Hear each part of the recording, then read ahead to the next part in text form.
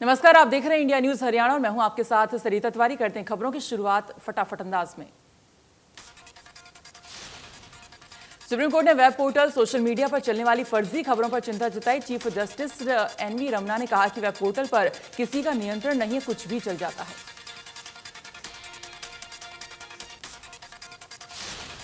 उन्होंने कहा कि वो बिना किसी जिम्मेदारी के आम लोगों, जजों और अलग अलग संस्थाओं को बदनाम करने वाली खबरें चलाते हैं। हर बात को सांप्रदायिक रंग भी दे दिया जाता है।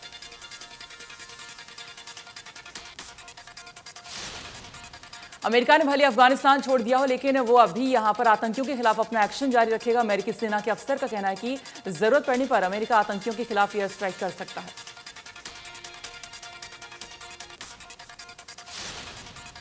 बीती रात खावक इलाके में हमला करने आए तालिबान के 350 लड़ाकों को मार गिराया गया है, जबकि 40 से ज्यादा पकड़े गए और उन्हें कैद किया गया।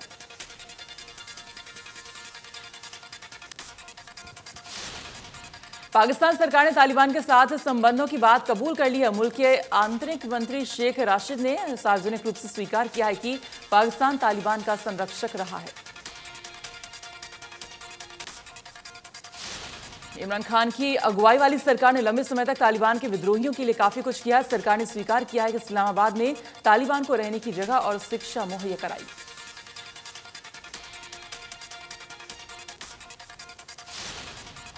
आजादी के 75 वर्ष पर सीएम मनोहर लाल ने डिजिटल एग्जीबिशन का जायजा लिया। बोले, सभी जिला सचिवालय और भीड़भाड़ वाले इलाकों में ऐतिहासिक प्रतिमाएं लगाएंगे।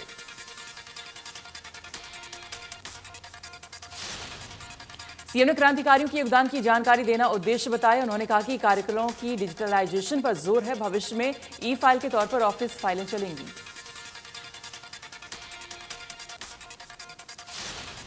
सीएम ने कहा कि डिजिटल हरियाणा बहुत से मापदंडों को पार कर चुका है। आईटी डिपार्टमेंट हर विभाग के लिए सॉफ्टवेयर बनाने में जुटा है।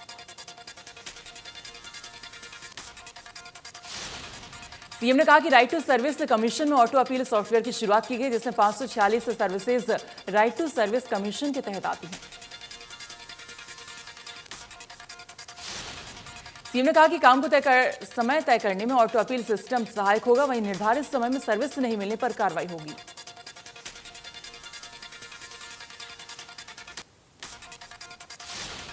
बीजेपी सांसद अरविंद शर्मा ने करनाल में किसानों पर लाठीचार्ज मामले में किसानों पर ही आरोप लगाया कि अगर कोई रास्ता रोका प्रदर्शन करेगा तो पुलिस कार्रवाई करेगी।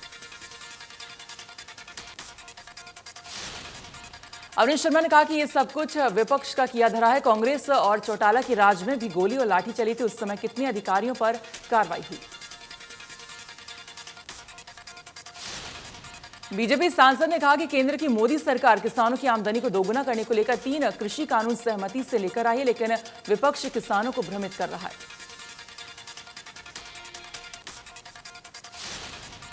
गुरुग्राम के सेक्टर 27 स्थित कम्युनिटी सेंटर के अंदर बीजेपी की संगठनात्मक बैठक का आयोजन किया गया। बैठक की अध्यक्षता प्रदेश अध्यक्ष ओपी धनखड़ ने की। हरियाणा और केंद्र सरकार की तमाम योजनाओं को लोगों तक पहुंचाने के लिए जागरूक किया जाए।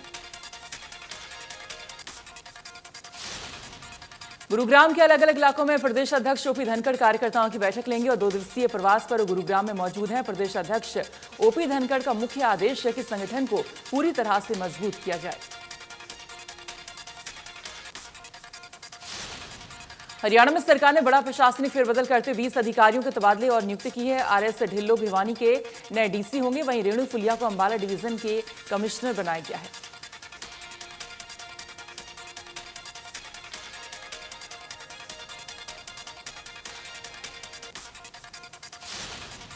देश में कोरोना का खतरा बरकरार। 24 घंटे में 47,000 से ज्यादा नए कोरोना के केस मिले। 509 कोरोना के मरीजों की जान गई। 34,000 से ज्यादा मरीज रिकवर हुए।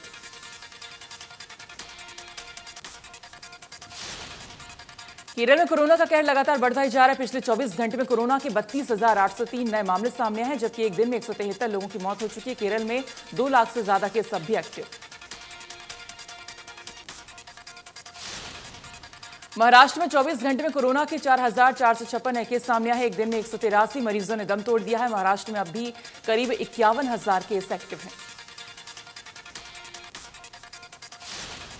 दिल्ली में 24 घंटे में कोरोना के 36 नए केस मिले हैं। एक दिन में 42 मरीज रिकवर हुए हैं। दिल्ली में अब भी 343 केस एक्टिव।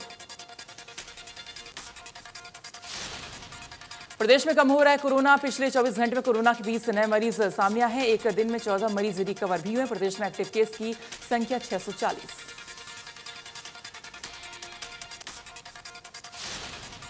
स्कूलों को खोलने पर रणदीप गुलेरिया ने कहा कि उन जगहों पर स्कूल खुल सकते हैं जहां पर पॉजिटिविटी रेट काफी कम है। उन्होंने दिल्ली में भी स्कूल खोलने की पैरवी की है। गुलेरिया ने जोर देकर कहा कि जैसे स्कूल में सभी टीचरों को वैक्सीन लग चुकी है, वहां पर स्थिति सबसे ज्यादा अनुकूल रहेगी। उन्होंने तमाम टीचरों से अपील की है कि वे खुद आगे आकर टीका लगवाएं। करनाल में बस्ताड़ा टोल प्लाजा पर हुए लाठीचार्ज को लेकर सियासत गर्मा गई। हर राजनीतिक पार्टी इस मुद्दे को भुनाने में जुटी है। कांग्रेस की तरफ से आज अलग अलग जिलों में प्रदर्शन किया गया। करनाल में कांग्रेस के प्रदेश अध्यक्ष कुमारी सैलजा ने अध्यक्षता में प्रदर्शन हुआ और सरकार को घेरते हुए दोषियों पर कार्रवाई करने के लिए राज्यपाल के नाम प्रशासनिक अधिकारी को ज्ञापन सौंपा। अंबाला में कांग्रेस कार्यकर्ताओं ने मानव चौक से उपायुक्त कार्यालय तक पैदल मार्च निकाला और नारेबाजी करते हुए रोष जाहिर किया। सीपीएम को मुख्यमंत्री और प्रधानमंत्री के नाम अपनी मांगों को लेकर ज्ञापन दिया।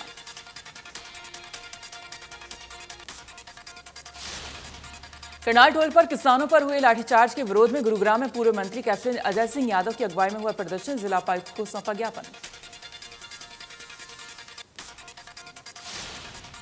कुरुक्षेत्र में कांग्रेस पार्टी के आह्वान पर करनाल लाठीचार्ज। भूमि अधिग्रहण बिल संशोधन और परिवार पहचान पत्र बनाने के विरोध में कांग्रेस ने पंचायत भवन में किया जोरदार प्रदर्शन। फरीदाबाद में कांग्रेसियों ने करनाल में लाठीचार्ज और बढ़ती महंगाई को लेकर सेक्टर 12 के लघु सचिवालय पर किया प्रदर्शन। सरकार की कार्यशैली को लेकर खड़े किए सवालिया निशान। तिगांव विधानसभा की गांव तिगांव में सम्मान समारोह के दौरान भाजपा विधायक राजेश नागर ने लोगों की समस्याओं को सुना। उन्होंने कहा कि क्षेत्र में विकास कार्य जनता और मुख्यमंत्री के सहयोग से हो रहे हैं।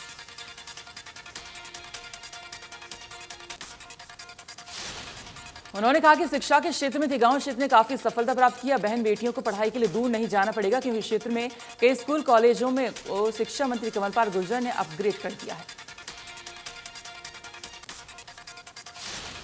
उन्होंने क्षेत्र में चलने वाली सिटी बस सेवा की समय बदलाव की समस्या से लोगों को अवगत कराया। विधायक ने लोगों को आश्वस्त किया है कि जल्दी समय सारणी में बदलाव कर दिया जाएगा।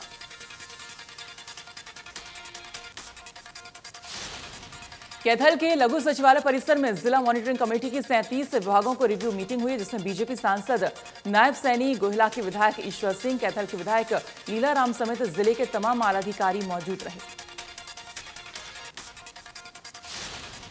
बैठक में कैथल के विधायक लीलाराम ने अपनी 2 समस्याएं रखी। उन्होंने जिले के अस्पताल में कर्मचारियों से पैसे लेकर भर्ती करने का मामला उठाया और मार्केटिंग बोर्ड के डीएमओ पर कार्यालय में न बैठने के आरोप लगाए। गोला के विधायक ईश्वर सिंह ने भी 2 मुद्दे उठाए। विधायक ने बुजुर्गों की पेंशन बनवाने के लिए गोहला में मेडिकल बोर्ड बैठाने की मांग उठाई है, जिससे लेकर स्वास्थ्य विभाग को मेडिकल बोर्ड शुरू करने के आदेश जारी किए गए।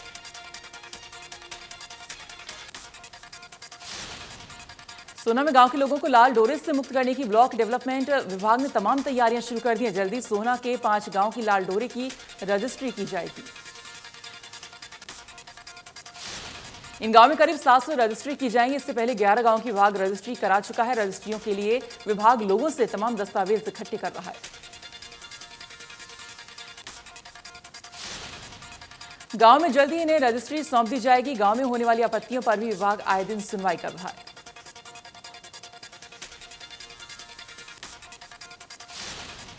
वैक्सीनेशन में देश के कई राज्यों से हरियाणा आगे है। गुरुग्राम में टारगेट से कई ज्यादा लोगों को वैक्सीन लग चुकी है। 100% से ज्यादा 104% लोगों को वैक्सीन की पहली डोज लग चुकी है। फरीदाबाद में पानी के टैंकर को भरने गए टैंकर चालक की करंट लगने से मौत हो गई। घटना मेवला महाराजपुर के पास की है, जहां टैंकर चालक की करंट लगने से मौत हो गई। पुलिस ने शव को पोस्टमार्टम के लिए बादशाह खान अस्पताल में भिजवाया और परिजनों को सूचना दी है। परिजनों ने मामले में कंपनी मालिक पर लापरवाही बरतने का आरोप लगाया। परिजनों ने आरोप लगाया कि कंपनी मालिक पिछले 6 महीने से मृतक को सैलरी नहीं दे रहे थे और कंपनी में लगे सीसीटीवी कैमरे को आरोप से बचने के लिए कैमरे भी तोड़ दिए।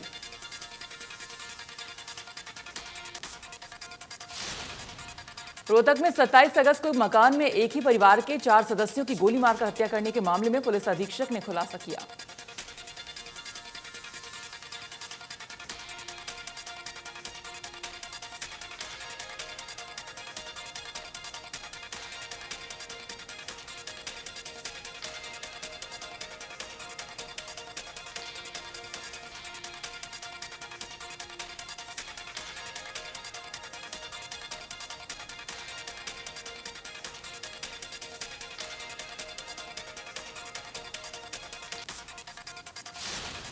बल्लभगढ़ के लघु सचिवालय में मुख्य द्वार पर नंगे बिजली के तारों से लटका जाल कभी भी बड़े हादसे का कारण बन सकता है। लघु सचिवालय में तमाम विभाग के अधिकारी मौजूद रहते हैं।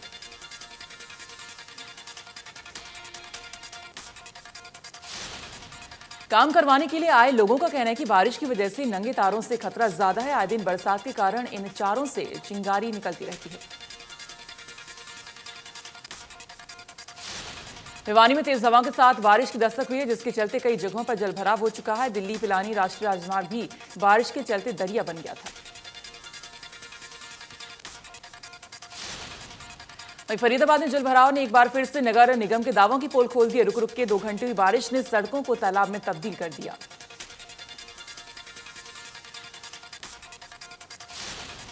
पलवल में महिला एवं बाल विकास विभाग 1 सितंबर से 30 सितंबर तक पोषण माह मना रहा है। अभियान के तहत पहले दिन आंगनबाड़ी केंद्र पर वर्करों को शपथ दिलाई और पौधारोपण किया गया।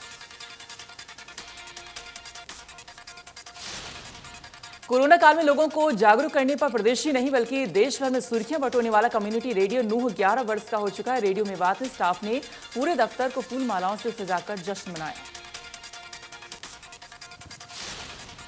सरकार और प्रशासन की योजना को आम जन तक पहुंचाने के लिए कम्युनिटी रेडियो ने अहम किरदार निभाया, जिसके लिए उसे एक नहीं बल्कि कई बार इनाम मिले।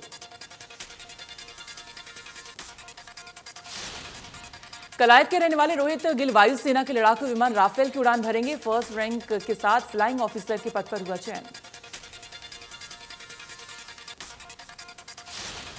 हांसी में 26 अगस्त को रिलायंस कंपनी के शोरूम में तलवार और लोहे की रॉड लेकर मैनेजर से 30 लाख रुपए की फिरौती मांगने के मामले में पुलिस को कामयाबी मिली है। सीआईए टीम ने तीनों आरोपियों को गिरफ्तार किया। डीएसपी ने बताया कि गिरफ्तार किए गए आरोपियों की पहचान शेखपुरा गांव निवासी के तौर पर हुई है। मामले में पुलिस एक आरोपी को पहले ही गिरफ्तार कर चुका है।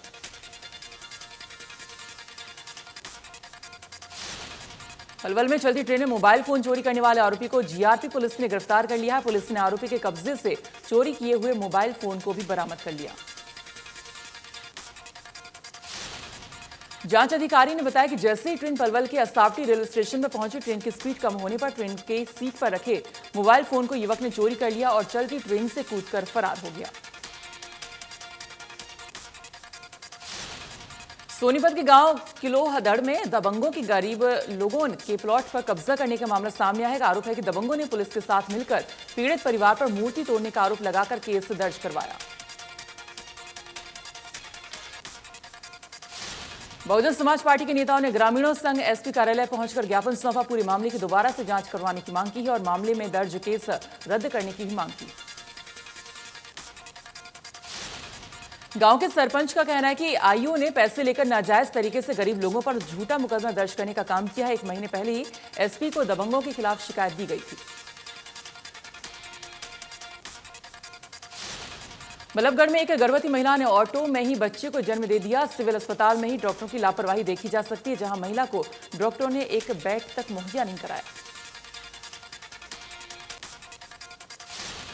वहीं जीवन और मृत्यु के खेल को लेकर जब डॉक्टर से बात करने की कोशिश की गई तो वो अपने कार्यालय से नदारद दिखाई दिए।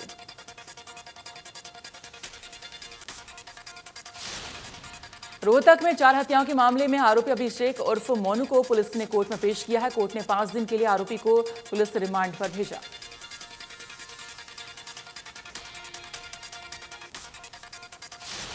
आरोपी ने 27 अगस्त को पिता, मां, बहन, नानी को गोली मारकर हत्या कर दी थी। सूत्रों के अनुसार अभिषेक आरोपी ने अपने पिता के द्वारा उसकी बहन के नाम प्रॉपर्टी नाम करने को लेकर नाराज था।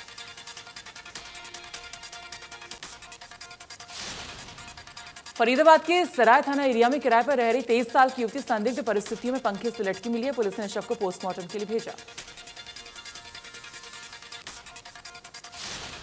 एसएचओ अशोक सैनी ने बताया कि मृतका के साथ एक युवक भी रह रहा था। इस एरिया में पिछले 4 महीने से दोनों किराए पर रह रहे थे। साथ में रह रहे युवक को भी बुलाकर उससे पूछताछ की जा रही है।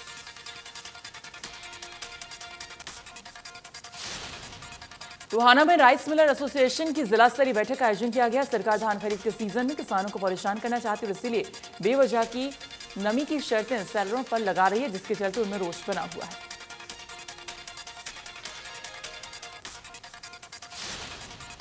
कैथल एसपी लोकेंद्र सिंह ने इंडिया न्यूज पर की खबर चलते ही बड़ा एक्शन लिया है। एफआईआर दर्ज होने के बाद 2 एएसआई सहित एक हेड कांस्टेबल को किया सस्पेंड।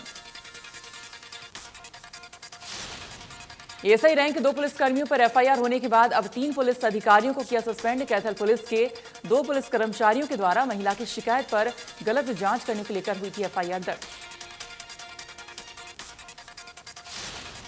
पानीपत के सामान्य अस्पताल के नए भवन निर्माण के बाद जर्जर हो चुके पुराने भवन को तोड़ने का ठेका स्वास्थ्य विभाग के द्वारा दिया गया था। आदित्य इंटरप्राइजेस के द्वारा 1 माह से जर्जर भवन को तोड़ने का काम शुरू किया गया था।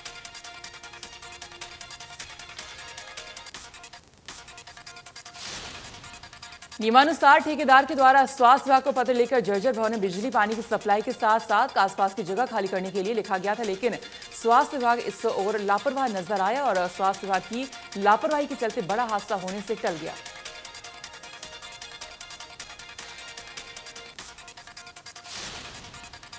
जर्जर भवन में बिल्डरों के अंदर 11,000 वोल्टेज के अंदर अंडरग्राउंड डाले गए थे, जिसे पाइपलाइन मशीन के द्वारा तोड़ा जा रहा था। अचानक से मशीन का पंजा पिलर के अंदर से जारी बिजली की लाइन से टकराने से जोरदार धमाका बिजली लाइन में हुआ।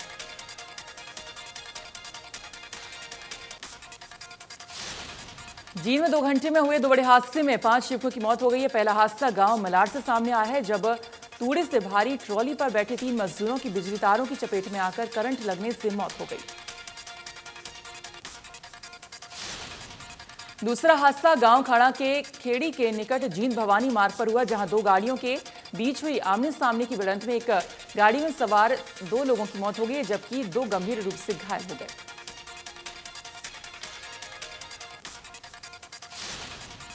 फतेहाबाद के लालबत्ती चौक मनी एक्सचेंज के कार्यालय में पिस्तौल और चाकू से बल पर 2 लाख रुपए की लूट की गई। पुलिस मामले की जांच में जुटी। राजधानी दिल्ली में आज बारिश का तीसरा दिन। कल बरसात ने 19 साल का रिकॉर्ड तोड़ा था। दिल्ली में मूसलाधार बारिश से सड़कों पर सैलाब की स्थिति बनी हुई है।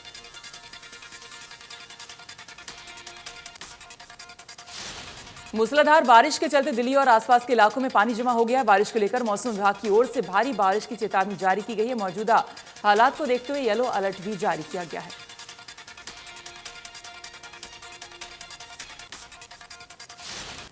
फरीदाबाद में 2 दिन की भारी बारिश से बड़ा हादसा आया सामने। भारी बारिश के कारण नेशनल हाईवे पर रेलवे ओवरब्रिज की सेफ्टी वॉल गिरने से बड़ा हादसा हो गया। हाईवे किनारे पैदल चलने वाले लोगों के लिए बड़ा खतरा बन गया है, जिससे पुलिस ने रस्सी बांधकर एरिया को कवर कर दिया है।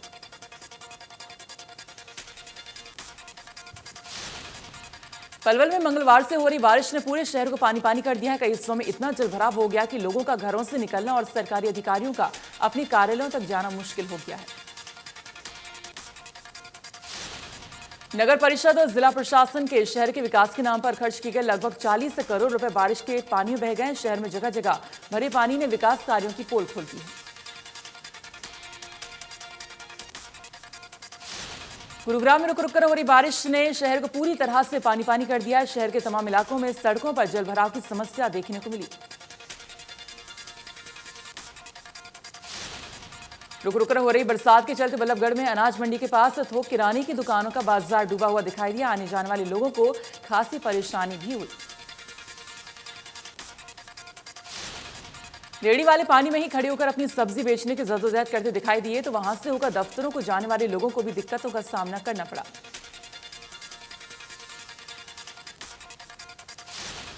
सोनीपत में ठंडा स्टॉर्म सक्रिय हुआ। जिले के ग्रामीण क्षेत्र सांदल खुर्द में तेज बारिश हुई है। मौसम में बदलाव के चलते तापमान में गिरावट भी दर्ज हुई।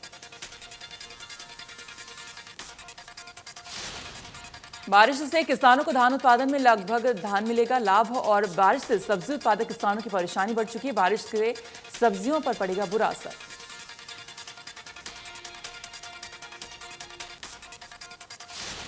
नूंह में सीजन की सबसे अच्छी बरसात होने से बाजरे और ज्वार जैसी कई फसलों को फायदा होगा, जिससे किसानों के चेहरों पर खुशी देखने को मिली।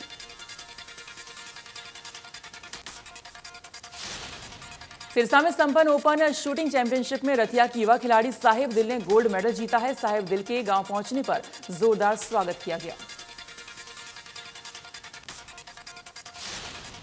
मेडल जीतकर लौटे साहिब दिल ने कहा कि उनका सपना ओलंपिक में गोल्ड मेडल जीतने का है। अपनी इस उपलब्धि पर साहिब दिल ने अपने कोच में माता पिता का अहम योगदान बताया। भारत और इंग्लैंड के बीच टेस्ट सीरीज का चौथा मुकाबला आज से लंदन के द ओवल में मैच 5 मैचों की सीरीज 1-1 की बराबरी पर है। दुनिया के जाने माने अभिनेता सिद्धार्थ शुक्ला की मौत हो चुकी। सिद्धार्थ शुक्ला की उम्र 40 साल की थी। अब तक की मिली जानकारी के मुताबिक हार्ट अटैक से उनकी मौत हुई है। अटैक के बाद उन्हें मुंबई के ब्रीच कैंडी हॉस्पिटल में एडमिट कराया गया था, जहां उनकी मौत होगी। अस्पताल ने बाद में पुष्टि की है कि सिद्धार्थ की मौत हार्ट अटैक होने से हुई है। सिद्धार्थ शुक्ला ने अपनी लास्ट ट्वीट में पैरालंपिक में गोल्ड मेडल विजेता सुमित अंतिल और अवनी लखेरा को बधाई दी थी। सिद्धार्थ ने ट्वीट करते हुए लिखा था कि भारतीय हमें बार बार गौरवान्वित करते हैं।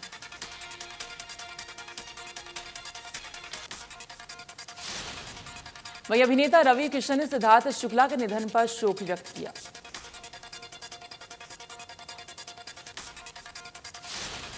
जम्मू कश्मीर के बुजुर्ग अलगाववादी नेता और 3 बार विधायक रहे सैयद अली शाह गिलानी का निधन हो चुका है। 92 साल की उम्र में उन्होंने श्रीनगर के हैदरपुरा स्थित आवास पर अंतिम सांस ली।